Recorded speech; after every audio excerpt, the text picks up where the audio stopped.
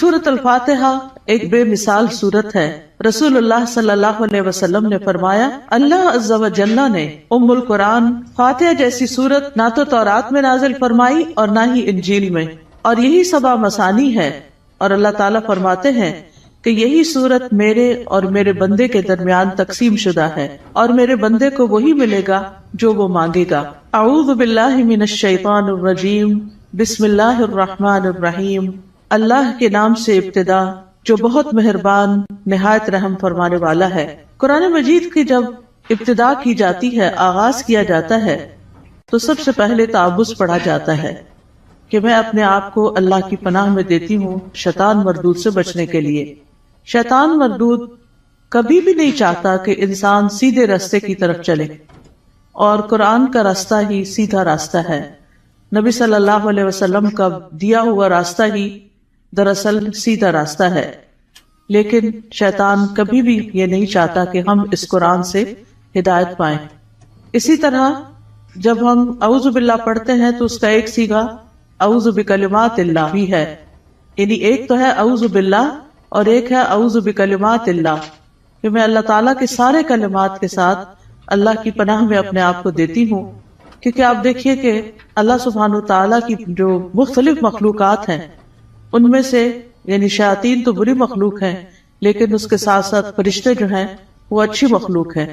تو انسان کو ایک طرف جہاں شیطان بہکاتا ہے تو وہاں دوسری طرف فرشتہ اس کے دل میں اچھا خیال بھی ڈالتا ہے، اور فرشتے جو ہیں وہ ہمارا دفاع بھی کرتے ہیں۔ تو اس لیے اللہ سبحانہ وتعالیٰ کی مدد کے ساتھ قرآن کا آغاز کرنا چاہیے۔ بسم اللہ الرحمن الرحیم سے اللہ کا نام لے کر، جو کہ بہت مہربان نہایت رحم فرمانے والا ہے۔ الحمدللہ رب العالمین الرحمن الرحیم مالک یوم الدین ایاک نعبد و ایاک نستعین۔ سب تعریف اللہ تعالیٰ کے لیے ہے جو تمام جہانوں کا رب ہے، نہایت مہربان ہے، بار بار رحم فرمانے والا ہے، بدلے کے دن کا مالک ہے۔ ہم صرف تیری ہی عبادت کرتے ہیں اور صرف تجھ ہی سے مدد چاہتے ہیں۔ سورۃ الفاتحہ کی اہمیت کی ایک وجہ یہ بھی ہے کہ یہ سب سے زیادہ نفع مند دعا پر مشتمل ہے۔ ابن تیمیہ کہتے ہیں کہ جب میں نے غور کیا کہ سب سے نفع مند دعا کون سی ہے، تو بس وہ اللہ کی رضا کے کاموں پر مدد مانگنے کی دعا ہے کہ اللہ اپنی پسند کے کاموں پر ہماری مدد فرما۔ پھر میں نے سورۃ فاتحہ کی اس آیت ایاک نعبد و ایاک نستعین میں اس دعا کو پا لیا، اور اس میں دراصل انسان اللہ کی عبادت کی بات کرتا ہے کہ اللہ میں تیرا بندہ ہوں، تیری عبادت کرتا ہوں، تیری عبادت کرنا چاہ رہا ہوں۔ اور جیسا کہ آئندہ رمضان آ رہا ہے تو اس میں ہم عام دنوں سے زیادہ انشاءاللہ اللہ تعالیٰ کی عبادت کریں گے۔ تو یہ عبادت جو ہے یہ اللہ سبحانہ تعالیٰ کی محبت کا نام ہے، یعنی عبادت کے 3 ارکان ہوتے ہیں، جن میں سب سے پہلا رکن جو ہے کمال درجے کی محبت ہونا۔ والذین آمنوا اشد حبا للہ، وہ لوگ جو ایمان لائے اللہ کی محبت میں سب سے زیادہ شدید ہوتے ہیں۔ دوسری بات یہ ہے کہ کامل درجے کی امید ہونا، وَيَرْجُونَ رَحْمَتَهُ، کہ وہ اس کی رحمت کی امید رکھتے ہیں۔ اور تیسرے اللہ تعالیٰ کا کامل خوف ہونا، یعنی یہ 3 چیزیں انسان کے اندر ہوں تو انسان عبادت گزار ہوتا ہے۔ اللہ کی محبت، اللہ کا خوف اور اللہ سے امید بھی۔ اور اللہ تعالیٰ کے علاوہ کسی اور کی عبادت کرنا جائز نہیں، اور عبادت اللہ کا حق ہے۔ اور ایاک نستعین کا مطلب ہے کہ ہم تجھ سے مدد چاہتے ہیں۔ تو جب نبی صلی اللہ علیہ وسلم نے فرمایا کہ جب تم مانگو تو اللہ سے مانگو، اور جب تم مدد چاہو تو اللہ سے مدد چاہو، کیونکہ دراصل اللہ ہی ہر چیز پر قادر ہے اور وہی انسان کو مدد دے سکتا ہے۔ جہاں تک اللہ عز و جل کی مخلوق کے علاوہ صرف اللہ سے مدد طلب کرنا ہے تو یہ اس لیے کیونکہ بندہ اکیلا اپنے فائدوں کے حصول اور اپنے نقصانوں کو ہٹانے سے عاجز ہے۔ یعنی اگر میں چاہوں کہ میں اکیلی ہی اپنے فائدے حاصل کر لوں، یا جو بھی کوئی نقصان دہ چیز ہے یا تکلیف دہ چیز ہے اس سے چھٹکارا پا لوں، تو یہ میرے بس کی بات نہیں ہے۔ کیونکہ انسان کی دین کی مصلحتیں ہوں یا دنیا کی فائدے کی چیزیں ہوں، اللہ کے سوا اس کی مدد کوئی بھی نہیں کر سکتا، اور جس کی مدد اللہ کرے اسی کو مدد حاصل ہوتی ہے، اور جس کو اللہ چھوڑ دے اس کی پھر کوئی مدد کرنے والا نہیں ہوتا، وہ بے یار و مددگار ہو جاتا ہے۔ اسی لیے ہم کہتے ہیں لا حول ولا قوت الا باللہ، کہ کوئی توفیق نہیں مل سکتی، کوئی قوت نہیں ہوتی مگر اللہ کے ساتھ. یعنی ہمارا حال بدل نہیں سکتا، یعنی حال سے بھی ہے، یعنی لا حول، حال کی کوئی تبدیلی نہیں ہو سکتی. ایک حال سے دوسرے حال میں ہم نہیں جا سکتے، اور ہمارے اندر کوئی قوت بھی نہیں ہے مگر یہ کہ اللہ ہی کی دی ہوئی قوت اور اللہ ہی کی دی ہوئی طاقت سے انسان کے حالات تبدیل ہو سکتے ہیں. یعنی ہماری زندگیوں میں کئی مسائل ہوتے ہیں، کبھی بچوں کے مسائل، کبھی رشتہ داروں کے مسائل، کبھی اور مالی مسائل، یعنی کئی طرح کی چیزیں انسان کو پریشان کرتی رہتی ہیں. لیکن انسان کی اس ساری حالت کو کوشش کے باوجود بھی بعض اوقات خود سے انسان یا دوسرے لوگ، ہمارے ماں باپ، ہمارے شوہر، ہمارے بچے مل کے اس کو تبدیل نہیں کر سکتے. آپ نے دیکھا ہوگا جب انسان پریشان ہوتا ہے تو کبھی کسی کے پاس جاتا ہے، کبھی کسی سے دکھ بیان کرتا ہے، کبھی کسی سے مشورہ کرتا ہے، لیکن ساری باتیں کر کے چھوڑ دیتے ہیں، ہوتا ہوا تھا کچھ نہیں. ایسے میں انسان کو ٹھیک ہے مشورہ کر لینا چاہیے، مدد لینی چاہیے، لیکن اللہ سبحانہ و تعالیٰ سے ہی اصل میں مدد لینی چاہیے اور خوب خوب دعائیں کرنی چاہیے. اور اگر یہ کلمہ بھی بار بار انسان پڑھتا رہنا، ایاک نعبد و ایاک نستعین، کہ صرف تیری ہم عبادت کرتے ہیں اور تجھ سے ہم مدد چاہتے ہیں، تو انشاءاللہ اللہ کی مدد آئے گی. بندہ کس کس کام میں اللہ کی مدد کا محتاج ہے؟ اپنے روزمرہ کے مسائل کے حل کے لیے تو محتاج ہے ہی، اپنی خوراک کے لیے ہے، اپنے لباس کے لیے ہے، اپنی رہائش کے لیے، اپنی سب چیزوں کے لیے تو ہے ہی. لیکن خاص طور پر اللہ کی عبادت کے لیے ہم سب سے زیادہ اس کے محتاج ہیں کہ ہم اس سے مدد مانگے. تو انسان اللہ تعالیٰ کے احکام بجا کے نہیں لا سکتا جب تک انسان کو اللہ کی مدد حاصل نہ ہو. برائی چھوڑنا چاہتے ہیں، اپنی کوئی بری عادت چھوڑنا چاہتے ہیں، تو ہم اس کو چھوڑ نہیں سکتے جب تک اللہ کی مدد ہمیں حاصل نہ ہو. اسی طرح دنیا میں ہماری جو تقدیر ہے، اس تقدیر میں جو غم لکھے ہیں، ان غموں سے چھٹکارا نہیں پا سکتے جب تک کہ اللہ کی مدد حاصل نہ ہو. تو اس لیے بہت ضروری ہے کہ ہم دنیا کے معاملات میں بھی اللہ کی مدد لیں، اور پھر موت کے وقت، یعنی موت کے وقت کی جو سختیاں ہیں، اور قیامت اور برزخ یعنی قبر کے عذاب اور قبر سے متعلق جو مشکلات ہیں، اور قیامت کے دن کی جو ہولناکیاں ہیں، ان سب میں بھی ہمیں اللہ سے مدد لینی چاہیے. ان سب کاموں میں اللہ عز و جل کے سوا کوئی بھی مدد کرنے کی طاقت نہیں رکھتا. تو جو شخص اللہ کی مدد طلب کرنے کا حق ادا کرتا ہے تو اللہ تعالیٰ ان کاموں میں اس کی مدد بھی کرتا ہے. اہدنا الصراط المستقیم، تو ہمیں سیدھا راستہ دکھا، کیونکہ ہدایت سب سے بڑی ضرورت ہے جو انسان مانگتا ہے اللہ تعالیٰ سے. یعنی مانگنے کی چیزیں تو بہت ہے، لیکن سب سے اہم ترین چیز جو ہے وہ ہدایت ہے کہ اللہ تعالیٰ ہمیں ہدایت عطا فرمائے. کیونکہ ہدایت جس کو مل گئی تو وہ متقین میں سے ہو جائے گا، اور جس کے اندر تقوی آ گیا اس کو مزید ہدایت بھی ملے گی. اور جو متقین میں سے ہو جائے گا تو من یتق اللہ یجعل لہ مخرجا ویرزقہ من حیث لا یحتسب، جو اللہ سے ڈرے گا وہ اس کے لیے نکلنے کا کوئی راستہ بنا دے گا اور اسے وہاں سے رزق دے گا جہاں سے وہ گمان بھی نہیں کرتا ہوگا، یعنی جہاں سے وہ سوچ بھی نہیں سکتا. تو اس لیے انسان کو ہدایت کی ضرورت ہے اور ہدایت اللہ سے مانگتے ہی رہنا چاہیے. آپ دیکھیے کہ حیرانی کی بات ہے کہ دن میں 5 نمازوں کی ہر رکعت میں ہم سورۃ فاتحہ پڑھتے ہیں. سورۃ فاتحہ کے اندر ہم اللہ سے ہدایت ہی مانگتے رہتے ہیں کہ اللہ تو ہمیں ہدایت دے دے، ہمیں ہدایت دے دے. یعنی انسان کو مل بھی جائے تو بھٹکنا بڑا آسان ہوتا ہے، دل کا ٹیڑھا ہونا بڑا آسان ہوتا ہے. تو اس لیے بہت ضروری ہے کہ ہم سب دل لگا کے یہ دعا کرتے رہیں. نبی صلی اللہ علیہ وسلم ایک اور دعا بھی کرتے تھے، اللہم انی اسألک الہدی والتقی والعفاف والغنی، کہ اے اللہ میں تجھ سے ہدایت، تقوی اور پاک دامنی اور دل کا غنا مانگتا ہوں. اسی طرح ایک اور دعا ہے، اللہم اہدنی وسددنی، اے اللہ تو مجھے ہدایت عطا فرما اور سیدھا رکھ، یعنی درست رکھ کہ ادھر ادھر نہ ہو جاؤں.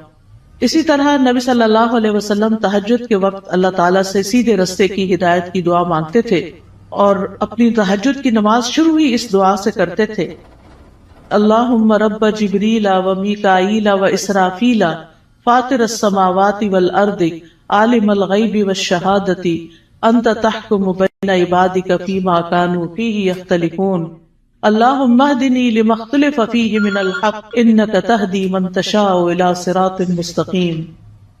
اے اللہ جبریل میکائیل اور اسرافیل کے رب، آسمانوں اور زمین کے پیدا کرنے والے، ہر غیب اور حاضر کو جاننے والے، تو اپنے بندوں میں ان چیزوں کا فیصلہ کرے گا جن میں وہ اختلاف کرتے ہیں۔ اے اللہ مجھے اس حق کی طرف رہنمائی دے جس میں اختلاف کیا گیا ہے، یقیناً تو جس کو چاہتا ہے سیدھے رستے پہ چلاتا ہے۔ یعنی جن چیزوں میں لوگ اختلاف کر رہے ہیں کہ یہ سیدھا رستہ ہے کہ نہیں، تو اللہ مجھے اس میں سیدھا رستہ دکھا دے۔ اب دیکھیں، ایک تو ہوتا ہے کہ ہم دین کی طرف نہ آئیں، لیکن ہم جب دین کی طرف آ بھی جاتے ہیں نا، تو اس میں بھی لوگ کوئی کہتا ہے یہ کرو، کوئی کہتا ہے وہ کرو، تو انسان پر کنفیوز ہوتا ہے کہ میں کیا کروں اور کیا نہ کروں۔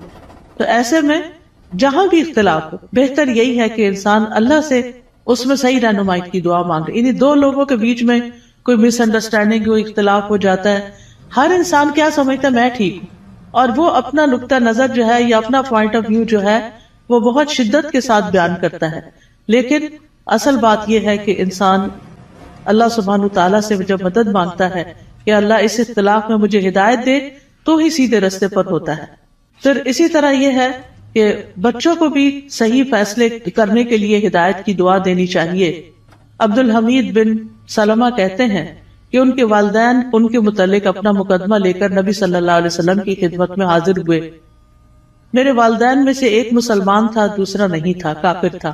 نبی صلی اللہ علیہ وسلم نے بچے کو اختیار دیا تو وہ ان دونوں میں سے جو کافر تھا اس کی طرف متوجہ ہو گیا۔ تو آپ کو فکر لگی کہ یہ اگر کافر لے جائے گا تو بچے کو کافر بنا دے گا۔ تو آپ صلی اللہ علیہ وسلم نے اسی وقت دعا کی، اللہم اہدہ، اللہ اس کو ہدایت دے دے۔ تو وہ مسلمان کی طرف متوجہ ہو گیا۔ تو پھر آپ نے فیصلہ اس کے حق میں کیا، کیونکہ آپ خود سے نہیں اس بچے کو کہہ سکتے تھے یا خود سے دے نہیں سکتے تھے، وہ بچے کی چوائس پر تھا کہ وہ کدھر جانا چاہتا ہے۔ تو آپ نے اس کے لیے دعا شروع کر دی۔ اس سے پتہ چلتا ہے کہ زندگی کے چھوٹے چھوٹے معاملات میں آپ لوگوں کی فکر کتنی کرتے تھے، ان کے لیے دعائیں کیسی کرتے تھے، اور سب سے زیادہ تو ان کی ہدایت اور ان کی آخرت کی فکر۔ اسی طرح یہ ہے صراط الذین انعمت علیہم، راستہ ان لوگوں کا جن پر تو نے انعام کیا۔ یعنی ہم سیدھا راستہ تو مانگتے ہیں، لیکن ہمیں یہ نہیں پتا کہ وہ کیسے پتا چلے گا، کون سا ہمارے لیے نمونہ ہے، کن لوگوں کو ہم فالو کریں۔ کیونکہ پڑھی ہوئی چیزیں، سنی ہوئی چیزیں انسان جب کرنے لگتا ہے تو طریقہ فرق ہو جاتا ہے، لیکن جب کسی کو کرتے ہوئے دیکھتا تو آسانی ہو جاتی۔ اس کی مثال ایسے ہی ہے کہ جیسے آپ اگر کسی سے ریسیپی پوچھتے ہیں کہ میں یہ فلاں چیز کیسے بناؤں، تو آپ نے دیکھا ہوگا جیسے آلو گوشت ہے مثال کے طور، تو ہر گھر کے بنانے کا طریقہ فرق، اور ہر ایک ٹائم بھی فرق لیتا ہے۔ کوئی جلدی سے بنا کے رکھ دیتا ہے، کوئی آہستہ آہستہ بناتا ہے، کوئی ایک طریقے سے، کوئی دوسرے طریقے سے۔ تو اب اگر آپ صرف ریسیپی پوچھیں گے تو ہو سکتا ہے کوئی چیز مس ہی کر دے اس میں سے۔ تو جب آپ کسی کو بناتے ہوئے دیکھیں گے، صرف ایک دفعہ دیکھنے کی ضرورت ہے، تو آپ کو بہت آسان ہو جائے گا وہ کام کرنا۔ کوئی بھی چیز ہو جب آپ کسی کو کرتے ہوئے دیکھتے ہیں تو وہ آسان ہو جاتی۔ زبانی ایکسپلین کر کر کے انسان کہیں نہ کہیں غلطی کر جاتا، کچھ نہ کچھ مس کر جاتا ہے۔ اور آج اہدنا الصراط المستقیم پہ بات ہونی تھی، تو اللہ نے ہمیں وہ گما کے آئے ہیں تو پتہ چلے کہ اگر ایک ٹرن بھی زندگی میں الٹا لیتے ہیں، کہیں غلط فیصلہ کرتے ہیں، تو کہیں سے کہیں پہنچ جاتے ہیں، بالکل ہی یعنی قریب آنے کی بجائے اور دور نکل جاتے ہیں، صرف ایک ٹرن اگر غلط لے لیں آپ۔ تو اسی طرح زندگی میں ہم صحیح جا رہے ہوتے ہیں، کہیں کوئی بیچ میں آ کے ہمیں کوئی غلط بات بتا دیتا ہے، ہم اس کے پیچھے لگ جاتے ہیں، اصل رستے کو چھوڑ کے چل بھائی وہ کہیں سے کہیں پہنچ گئے، تو وہ اللہ سے تو دور کر دیتا ہے نا انسان کو۔ تو اس لیے ہمیں یہ کہا گیا ہے کہ ان لوگوں کا راستہ مانگو جو ہدایت پر تھے، اور وہ کون تھے؟ انبیاء تھے، صدیقین تھے، شہداء تھے، صالحین تھے، نیک لوگ تھے، صحابہ کرام تھے، تابعین تھے، تبع تابعین تھے، جن کو آپ صلی اللہ علیہ وسلم نے خیر القرون میں سے قرار دیا۔ تو کتنا ضروری ہے کہ ہم ان لوگوں کی زندگیوں کے بارے میں پڑھیں، وہ کیا کرتے تھے۔ ہم آج کے لوگوں کو رول ماڈل بنا لیتے ہیں، وہ بیچارے تو خود بعض اوقات نہیں سمجھتے کہ انہیں کیا کرنا چاہیے۔ تو اصل رول ماڈل جو ہیں ہمارے وہ صحابہ کرام ہیں، صحابیات ہیں، کہ انہوں نے نمازیں کیسے پڑھی، ان کے روزے تہجد کیسے تھے، ان کا صدقہ خیرات کیسا تھا، ان کے لوگوں سے معاملات کیسے تھے، ان کی خوشی اور ناراضگی کیسی تھی۔ تو اگر ہم ان چیزوں کے بارے میں پڑھتے رہیں گے، جانتے رہیں گے، تو آپ دیکھیں گے کہ بہت سی چیزیں درست ہو جائے گی۔ یعنی اپنی غلطیاں بھی نظر آئیں گی اور جو اچھے کام ہیں وہ بھی، اور ان کی زندگی کے واقعات اور حالات بہت موٹیویشنل بھی ہوتے ہیں. یعنی اگر آپ صحابہ کی کہانیاں پڑھیں تو انسان روئے بغیر رہ نہیں سکتا. مجھے یاد ہے جب میں نے ہائی اسکول ختم ہی کیا تھا تو چھٹیاں تھی کافی ساری، تو اس میں میں نے بکس پڑھنی شروع کر دی، اور سب سے زیادہ مجھے جن بکس نے انسپائر کیا وہ اسی طرح کی لائف سٹوریز تھیں. یعنی جو بڑے لوگوں کی کہانیاں اور نیک لوگوں کی کہانیاں، اس میں ہم کہتے ہیں اچھا یہ لوگ اس طرح کر سکتے ہیں تو ہم نہیں کر سکتے، یہ بھی تو اسی دنیا میں رہتے ہیں. تو اس سے پھر انسان کو انسپریشن بہت ملتی ہے. تو یہاں بھی اللہ تعالیٰ نے جو سیدھا رستہ بتایا ہے وہ ان لوگوں کا رستہ اختیار کرنے کے لیے کہا ہے کہ جن پر اللہ نے انعام کیا، ان کا نہیں جن پر اللہ تعالیٰ غضبناک ہوا، اور نہ ان کا جو بھٹکے ہوئے ہیں. پھر ہے سورۃ البقرہ. سورۃ البقرہ جو ہے وہ قرآن کی کوہان ہے. نبی صلی اللہ علیہ وسلم نے فرمایا ہر چیز کی ایک کوہان ہوتی ہے، یعنی اونچا حصہ ہم، اور قرآن کی کوہان سورۃ البقرہ ہے. اور جب شیطان سورۃ البقرہ کی تلاوت سنتا ہے تو وہ اس گھر سے نکل جاتا ہے جس میں سورۃ البقرہ کی تلاوت کی جا رہی ہو. اس کو پڑھنا باعث برکت ہے اور اس کو چھوڑنا باعث حسرت ہے. رسول اللہ صلی اللہ علیہ وسلم نے فرمایا سورۃ البقرہ پڑھا کرو، کیونکہ اس کا پڑھنا باعث برکت ہے، چھوڑنا باعث حسرت ہے، اور اس کے پڑھنے والے پر جادوگر قدرت نہیں پا سکتے. یعنی ایسے لوگ جادو سے محفوظ رہتے ہیں جو سورۃ البقرہ پڑھتے رہتے ہیں. اب اس کا طریقہ کیا ہے؟ کیونکہ لوگ پوچھتے ہیں کہ اچھا پھر کیسے پڑھیں. ایک تو یہ ہے کہ ایک ہی دن میں ساری پڑھیں، اور کیسے بہت سارے لوگ ہوتے ہیں جو روز سورۃ البقرہ پڑھتے ہیں. اور ایک یہ ہے کہ ایک ایک سپارہ کر کے آپ روز پڑھ لیں. ایک یہ ہے کہ ربع ربع ربع ربع کر کے آپ اس کو، یعنی کہ 8 اور 10 دن لگ جاتے ہیں تقریباً اس طرح، تو مہینے میں 3 دفعہ ہو جائے. ایک یہ ہے کہ روزانہ آپ ایک صفحہ پڑھ لیں، اور جب تک وہ صفحے سارے ختم نہیں ہوتے تو وہ اس طرح روزانہ آپ یعنی یا نماز میں یا دیکھ کے یعنی پڑھتے رہیں. یعنی سورۃ البقرہ کے ساتھ اپنا تعلق قائم رکھیں تو اس کا فائدہ یہ ہوگا کہ جادوگر اثر نہیں کر سکیں. کیونکہ جن لوگوں پہ کو جادو کی شکایت ہوتی ہے نا، جب وہ بےچارے ایک دفعہ اپنا توڑ کراتے ہیں، جب ان کو پتہ چلتا ہے توڑ ہو گیا تو دوبارہ کر دیتے ہیں، پھر دوبارہ کر دیتے ہیں. تو اس لیے پروٹیکشن بڑی ضروری ہوتی ہے، اور سورۃ البقرہ جو ہے اسی میں سے ہے. ابو ہریرہ رضی اللہ عنہ سے روایت ہے کہ رسول اللہ صلی اللہ علیہ وسلم نے فرمایا تم اپنے گھروں کو قبرستان نہ بناؤ، کیونکہ شیطان اس گھر سے بھاگ جاتا ہے جس گھر میں سورۃ البقرہ کی تلاوت کی جاتی ہے. پھر آیت نمبر 1 ہے سورۃ البقرہ کی، الف لام میم ذالک الکتاب لا ریب فیہ ھدی للمتقین. یہ کتاب ہے جس میں کوئی شک نہیں، ہدایت ہے متقی لوگوں کے لیے. قرآن جو ہے وہ شکوک و شبہات سے پاک کتاب ہے، یعنی ایسے علم پر مبنی ہے جو یقینی ہے، جو سب سے سچی بات ہے، اس کی ہر بات ہی سچی ہے. کون ہے متقین؟ الذین یؤمنون بالغیب ویقیمون الصلاۃ ومما رزقناہم ینفقون. جو غیب پر ایمان لاتے ہیں، نماز قائم کرتے ہیں، اور جو رزق ہم نے ان کو دیا ہے اس میں سے وہ خرچ کرتے ہیں. تو ایمان بالغیب جو ہے یہ دل سے تعلق رکھتا ہے. نماز قائم کرنا جسم کا حصہ ہے، اور مما رزقناہم ینفقون مال کا حصہ ہے، یعنی حقوق العباد کی ادائیگی. انسان اندر سے بھی اچھا ہو، انسان باہر سے بھی اللہ کی عبادت کرے، اور انسان اللہ کے بندوں اور اللہ کی مخلوق کے ساتھ بھی اچھا سلوک کرے. پھر فرمایا والذین یؤمنون بما انزل الیک وما انزل من قبلک وبالآخرۃ ھم یوقنون. اور وہ جو ایمان لاتے ہیں اس پر جو آپ پر نازل کیا گیا اور جو آپ سے پہلے نازل کیا گیا، اور وہ آخرت پر یقین رکھتے ہیں.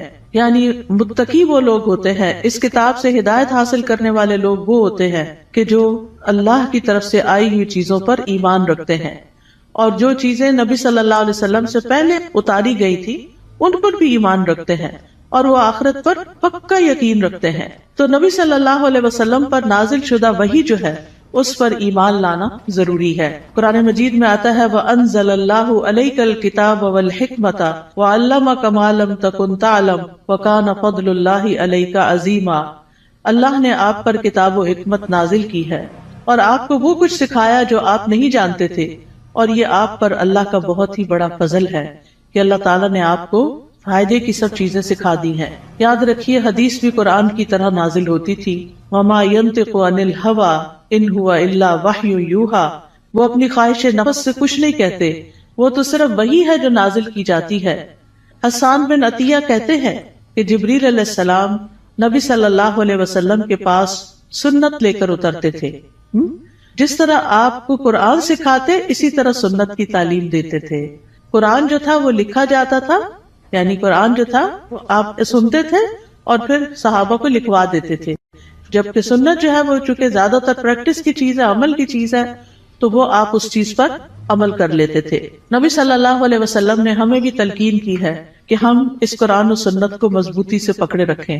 رسول اللہ صلی اللہ علیہ وسلم نے فرمایا، میں تم میں دو چیزیں چھوڑے جا رہا، تم ہرگز گمراہ نہیں ہوگے جب تک ان دونوں کو مضبوطی سے نہ تھام لو، ایک اللہ کی کتاب اور دوسرے اس کے نبی کی سنت ہے۔ وَبِالْآخِرَةِ هُمْ يُوقِنُونَ، اور آخرت پر وہ یقین رکھتے ہیں۔ یقین کا معنی جو ہے وہ ایسا ایمان ہے جس کی طرف شک داخل، یعنی اتنا پکا کہ جیسے انسان اپنی آنکھوں سے کوئی چیز دیکھ رہا ہوتا ہے تو اس پر یقین ہوتا ہے کہ میں کوئی جھوٹ نہیں دیکھ رہا، مجھے حقیقت ہے۔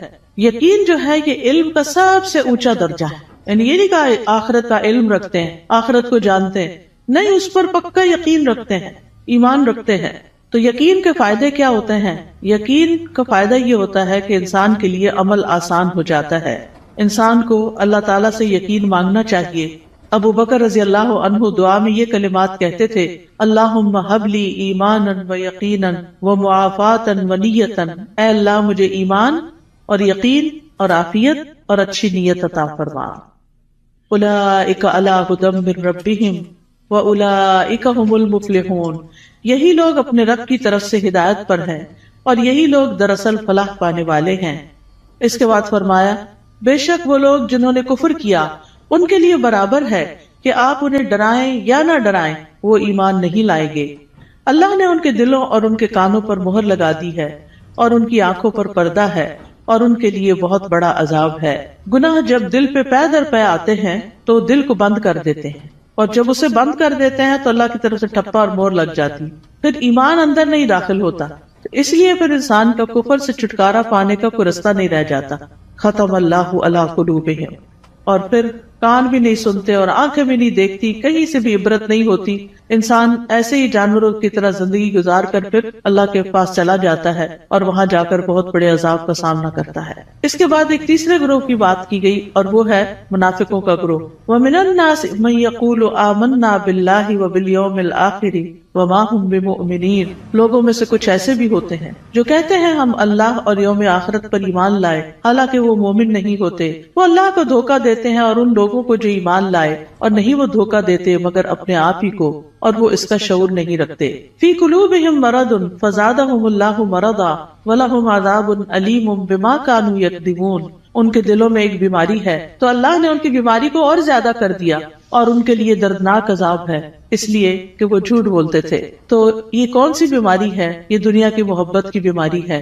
اس وجہ سے وہ اللہ سبحانہ وتعالیٰ کی عبادت نہیں کرتے، اسی وجہ سے وہ آخرت کی فکر نہیں کرتے، اسی وجہ سے وہ نبی صلی اللہ علیہ وسلم کی سنت کو کوئی اہمیت نہیں دیتے، کیونکہ جب دل دنیا کی طرف جھک جاتا ہے اور اس کے اندر بڑھتا چلا جاتا ہے، جو دنیا میں ہی سکون پاتا ہے، دنیا سے محبت کرتا ہے، وہ دل پھر آخرت سے غافل ہو جاتا ہے، اور جب آخرت سے غافل ہو جاتا ہے تو پھر اللہ سبحانہ وتعالیٰ ایسے بندے کو اس کے نفس کے حوالے کر دیتے ہیں، اور پھر آخرت میں اس کے لیے دردناک عذاب ہے۔ اور جب ان سے کہا جاتا ہے کہ زمین میں فساد نہ کرو تو وہ کہتے ہیں کہ ہم تو اصلاح کرنے والے ہیں۔ خبردار، بے شک وہی لوگ فساد کرنے والے ہیں لیکن وہ شعور نہیں رکھتے۔ اور جب ان سے کہا جاتا ہے ایمان لاؤ جس طرح لوگ ایمان لائے تو کہتے ہیں کیا ہم ایمان لائیں جس طرح بے وقوف ایمان لائے ہیں؟ خبردار، یقیناً وہ خود ہی بے وقوف ہیں لیکن وہ جانتے نہیں ہیں۔ اور جب ان لوگوں سے ملتے ہیں جو ایمان لائے تو کہتے ہیں ہم ایمان لائے، اور جب اپنے شیطانوں کے پاس تنہا ہوتے ہیں تو کہتے ہیں یقیناً ہم تو تمہارے ساتھ ہیں، ہم تو صرف مذاق کرنے والے ہیں۔ یعنی ایسے لوگ ہر ایک سے بنا کے رکھنے کی فکر کرتے ہیں اور کسی کو اس لیے ناراض نہیں کرنا چاہتے کہ ان سے پھر کوئی دنیا کا نقصان نہ ہو جائے، لیکن حقیقت یہ ہے یہ لوگ دین کا مذاق اڑاتے ہیں اور دین کے ساتھ نان سیریس رویہ اختیار کرتے ہیں۔ تو اس لیے اللہ یستہزئ بہم، جیسے یہ عمل کرتے ہیں ویسے ہی ان کی جزا ہے، اللہ بھی ان سے مذاق کرتا ہے۔ اور انہیں ان کی سرکشی میں مہلت دیے جا رہا ہے تو وہ بھٹکتے پھرتے ہیں. یعنی اللہ سبحانہ وتعالی کا ان کے ساتھ استہزاء یہ ہے کہ وہ ان کے بدبختی کے اعمال اور خبیث حالات کو ان کے سامنے مزین کر دیتا ہے. یعنی انہیں اپنی برائیاں جو ہیں وہ اچھی لگنے لگتی ہیں، جیسے جھوٹ بولنا، دھوکہ دینا، کہنا یہ تو سمارٹنس ہے، دیکھو میں نے فلاں کو کیسے بیوقوف بنایا، اور پھر تنہائی میں بیٹھ کے اس پہ ہنستے ہیں. تو یہ چیزیں جو ہیں یہ انسان کے اپنے ہی لیے نقصان دہ ہوتی ہیں. اولئک الذین اشتروا الضلالۃ بالہدی فما ربحت تجارتہم وما کانوا مہتدین. یہی وہ لوگ ہیں جنہوں نے ہدایت کے بدلے گمراہی خرید لی، تو نہ ان کی تجارت ہی فائدہ مند ہوئی اور نہ ہی وہ ہدایت پانے والے تھے.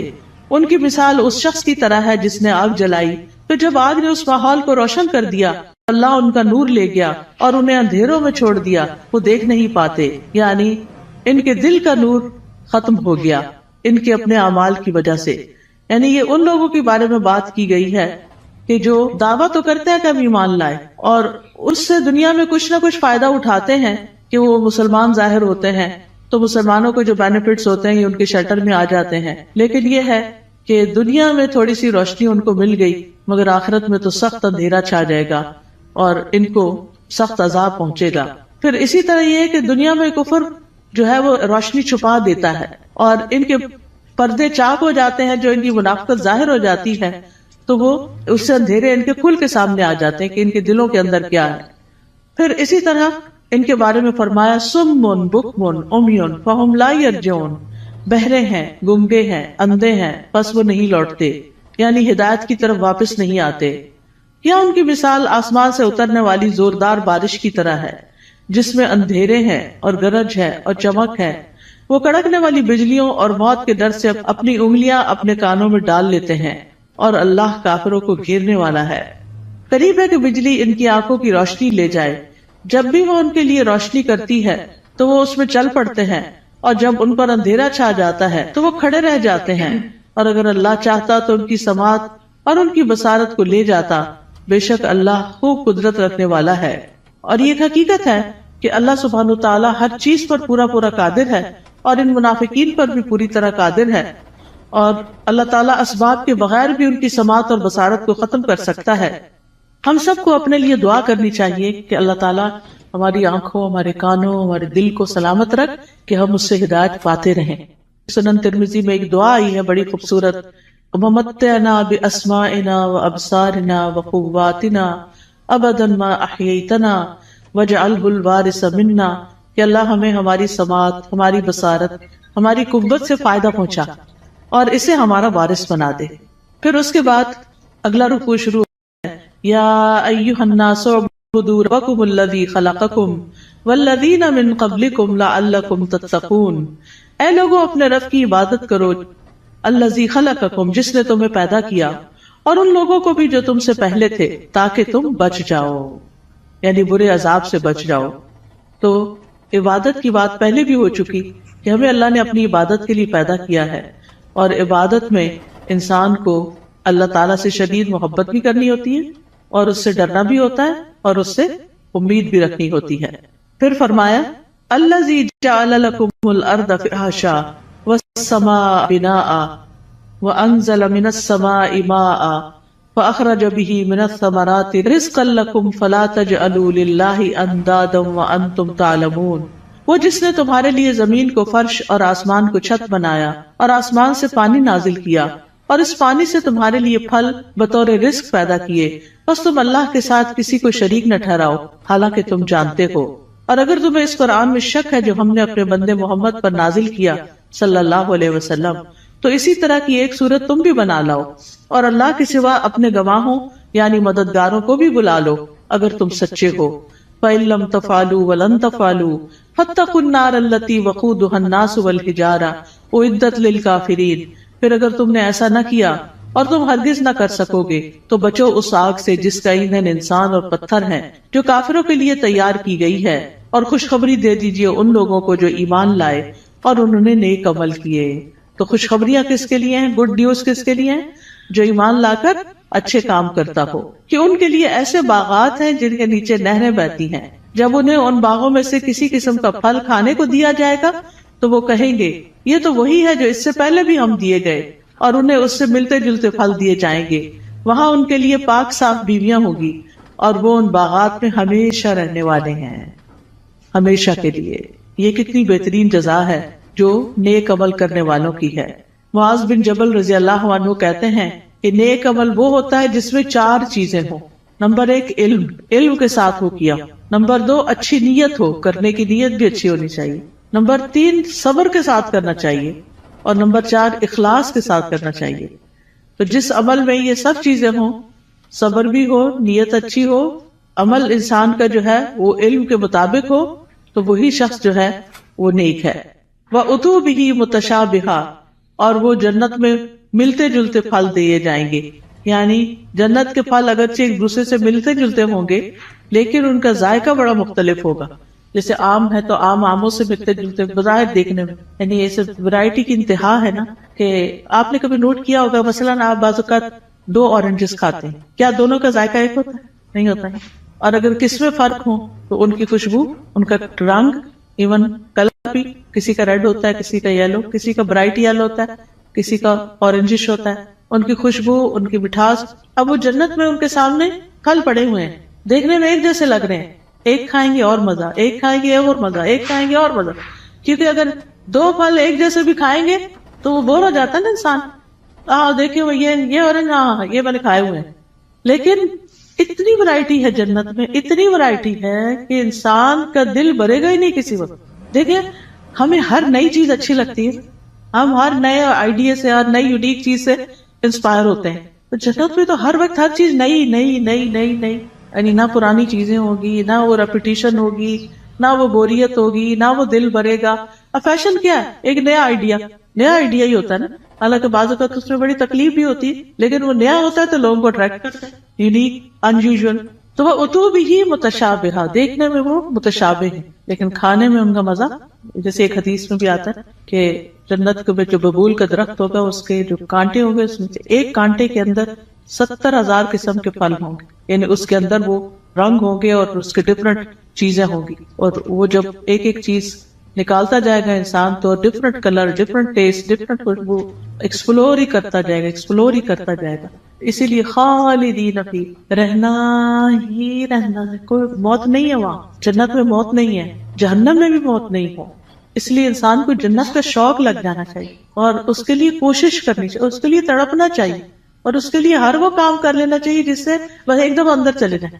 چاہے وہ اچھی عبادت کر کے، چاہے وہ بندوں کی خدمت کر کے، یعنی جو کام پتہ چلے نا جنت میں لے جانے والا، تو انسان کو اس کا حریص ہو جانا چاہیے. ٹھیک ہے ہم کمزور انسان ہیں، نہ ہمارے پاس اتنی ہمت ہے زیادہ، نہ مال ہے زیادہ، لیکن کچھ نہ کچھ تو کرتے چلے جائیں تاکہ ایک دن اللہ تعالیٰ کا دیدار بھی ہو. کیونکہ جنت عدن میں جو لوگ ہوں گے اللہ تعالیٰ کے دیدار میں انہیں کوئی رکاوٹ پیش نہیں آئے گی اور اللہ تعالیٰ کے وہ بڑے پسندیدہ اور چوزن لوگ ہوں گے. لیکن اس کے لیے اللہ کے راستے میں جہاد کرنا، جدوجہد کرنا، نکلنا، اپنے کمفرٹ زون سے باہر نکلنا، اپنا مال خرچ کرنا، اپنی جان لگانا، یہ چیزیں ہیں جس سے انسان جنت کا سودا کرتا ہے. ان اللہ اشتری من المؤمنین انفسهم واموالهم بان لهم الجنہ، اللہ نے بے شک خرید لی مومنوں سے ان کی جانیں اور ان کے مال، کیونکہ ان کے لیے جنت ہے. تو جنت حاصل کرنے کے لیے انسان کو کچھ دینا پڑتا ہے، اور وہ یہی دنیا کا وقت ہے، تھوڑا سا، یہ چند سال ہے، پتہ نہیں کب تک زندہ ہے کب تک نہیں. تو اللہ تعالیٰ سے دعا ہے کہ وہ ہمیں نیک اعمال کرنے کی توفیق عطا فرمائے. پھر بے شک اللہ اس سے نہیں شرماتا کہ وہ مادہ مچھر یا اس سے اوپر کسی چیز کی مثال بیان کرے. پھر جو لوگ ایمان لائے ہیں وہ جانتے ہیں کہ وہ ان کے رب کی طرف سے سچ ہے، اور جن لوگوں نے انکار کیا وہ کہتے ہیں اس مثال سے اللہ کی کیا مراد ہے. اللہ اس سے اکثر لوگوں کو گمراہ کرتا ہے اور اسی سے بہت سے لوگوں کو ہدایت بخشتا ہے، اور اس مثال سے گمراہ کرتا بھی ہے تو صرف فاسقوں کو. یعنی اللہ تعالیٰ جن لوگوں کو گمراہ کرتا ہے وہ اس لیے نہیں کرتا کہ اللہ چاہتا ہے گمراہ ہو جائے، نہیں، اصل میں ان کے اندر ایسی کوئی علت ہوتی ہے کہ جو اس بات کا سبب بن جاتی ہے کہ اللہ تعالیٰ پھر اس بندے کو ہدایت کی بجائے الٹے رستے پہ چلا دیتا ہے. جیسے سورۃ الصف میں آتا ہے فَلَمَّا زَاغُوا أَزَاغَ اللَّهُ قُلُوبَهُمْ وَاللَّهُ لَا يَهْدِي الْقَوْمَ الْفَاسِقِينَ. پھر جب وہ ٹیڑھے ہو گئے تو اللہ نے ان کے دل ٹیڑھے کر دی. انسان سیدھا راستہ چھوڑ کے ٹیڑھے پہ جاتا ہے تو پھر اللہ تعالیٰ اس کو اسی کے حوالے کر دیتا ہے، اور اللہ نافرمان لوگوں کو ہدایت نہیں دیتا. تو جو لوگ رب کے حکم کو مان جاتے ہیں ان کو ہدایت کی تعلیم مل جاتی ہے اور وہ سیدھے راستے پہ چل پڑتے ہیں. اور پھر فاسق کون ہوتے ہیں؟ جو اللہ کے عہد کو اس کے مضبوط باندھنے کے بعد توڑ دیتے ہیں، اور جس چیز کا اللہ نے جوڑنے کا حکم دیا اس کو کاٹ ڈالتے ہیں، یعنی رشتہ داروں سے کاٹ لیتے ہیں، اور زمین میں فساد کرتے ہیں۔ یہی لوگ دراصل نقصان اٹھانے والے ہیں۔ تم اللہ کا انکار کیسے کر سکتے ہو، حالانکہ تم مردہ تھے، پھر اس نے تمہیں زندگی بخشی، پھر وہی تمہیں موت دے گا، پھر وہی تمہیں دوبارہ زندہ کرے گا، پھر اسی کی طرف تم لوٹائے جاؤ گے۔ واپسی کدھر ہے؟ اللہ ہی کی طرف ہے۔ اب یعنی کہ 2 مرحلے تو پورے ہو گئے۔ ایک مرحلہ تھا زندگی سے پہلے آنے کا، جب آدم علیہ السلام کی پشتوں سے اللہ نے سب کی روحیں پیدا کر دی، پھر اس کے بعد اس دنیا میں اب آگے، اب اس کے بعد موت ہے، پھر موت کے بعد پھر زندگی ہے جو ہمیشہ کی زندگی۔ هو الذی خلق لکم ما فی الارض جمیعا ثم استوی الی السماء فسواہن 7 سماوات وہو بکل شیء علیم۔ وہ اللہ ہی تو ہے جس نے وہ سب کچھ جو زمین میں ہے تمہارے لیے پیدا کیا، پھر وہ آسمانوں کی طرف متوجہ ہوا تو ان کو ٹھیک کر کے 7 آسمان بنا دیا، اور وہ ہر چیز کا خوب علم رکھنے والا ہے۔ یہ اللہ تعالیٰ کا ہم پر احسان ہے کہ اس نے ہمارے لیے فائدے کی چیزیں اور عبرت کے سامان زمین میں پیدا کیے، اور ہر وہ چیز جو اللہ نے بنائی وہ ہمارے استعمال کے لیے ہے۔ تو اللہ تعالیٰ سے دعا ہے کہ وہ ہمیں ان نعمتوں سے بھرپور فائدہ اٹھا کر اس کی اطاعت میں اپنی جان لگانے کی توفیق عطا فرمائے۔ وآخر دعوانا ان الحمد للہ رب العالمین، نحمده ونصلی علی رسولہ الکریم، اما بعد فاعوذ باللہ من الشیطان الرجیم، بسم اللہ الرحمن الرحیم، رب اشرح لی صدری ویسر لی امری واحلل عقدۃ من لسانی یفقہوا قولی۔ قرآن مجید کا آغاز سورۃ الفاتحہ سے ہوتا ہے، جو قرآن مجید کی سب سے افضل سورت ہے۔ نبی صلی اللہ علیہ وسلم کسی سفر میں تھے تو ایک آدمی آپ کے پاس اترا۔ وہ کہتا ہے کہ نبی صلی اللہ علیہ وسلم نے اس کی طرف متوجہ ہو کر فرمایا، کیا میں تمہیں قرآن کے افضل حصے کے بارے میں نہ بتاؤں؟ پھر آپ صلی اللہ علیہ وسلم نے اس پر الحمدللہ رب العالمین کی تلاوت کی۔ سورۃ الفاتحہ ایک بے مثال سورت ہے۔ رسول اللہ صلی اللہ علیہ وسلم نے فرمایا، اللہ عز و جل نے ام القرآن فاتحہ جیسی سورت نہ تو تورات میں نازل فرمائی اور نہ ہی انجیل میں، اور یہی 7 مثانی ہے، اور اللہ تعالیٰ فرماتے ہیں کہ یہی سورت میرے اور میرے بندے کے درمیان تقسیم شدہ ہے، اور میرے بندے کو وہی ملے گا جو وہ مانگے گا۔ اعوذ باللہ من الشیطان الرجیم، بسم اللہ الرحمن الرحیم، اللہ کے نام سے ابتدا جو بہت مہربان نہایت رحم فرمانے والا ہے۔ قرآن مجید کی جب ابتدا کی جاتی ہے، آغاز کیا جاتا ہے، تو سب سے پہلے تعوذ پڑھا جاتا ہے کہ میں اپنے آپ کو اللہ کی پناہ میں دیتی ہوں شیطان مردود سے بچنے کے لیے۔ شیطان مردود کبھی بھی نہیں چاہتا کہ انسان سیدھے راستے کی طرف چلے، اور قرآن کا راستہ ہی سیدھا راستہ ہے۔ نبی صلی اللہ علیہ وسلم کا دیا ہوا راستہ ہی دراصل سیدھا راستہ ہے، لیکن شیطان کبھی بھی یہ نہیں چاہتا کہ ہم اس قرآن سے ہدایت پائیں۔ اسی طرح جب ہم اعوذ باللہ پڑھتے ہیں تو اس کا ایک صیغہ اعوذ بکلمات اللہ بھی ہے، یعنی ایک تو ہے اعوذ باللہ اور ایک ہے اعوذ بکلمات اللہ، کہ میں اللہ تعالیٰ کے سارے کلمات کے ساتھ اللہ کی پناہ میں اپنے آپ کو دیتی ہوں۔ کیونکہ آپ دیکھیے کہ اللہ سبحانہ وتعالیٰ کی جو مختلف مخلوقات ہیں ان میں سے یعنی شیاطین تو بری مخلوق ہیں، لیکن اس کے ساتھ ساتھ فرشتے جو ہیں وہ اچھی مخلوق ہیں۔ تو انسان کو ایک طرف جہاں شیطان بہکاتا ہے تو وہاں دوسری طرف فرشتہ اس کے دل میں اچھا خیال بھی ڈالتا ہے، اور فرشتے جو ہیں وہ ہمارا دفاع بھی کرتے ہیں۔ تو اس لیے اللہ سبحانہ وتعالیٰ کی مدد کے ساتھ قرآن کا آغاز کرنا چاہیے۔ بسم اللہ الرحمن الرحیم سے اللہ کا نام لے کر، جو کہ بہت مہربان نہایت رحم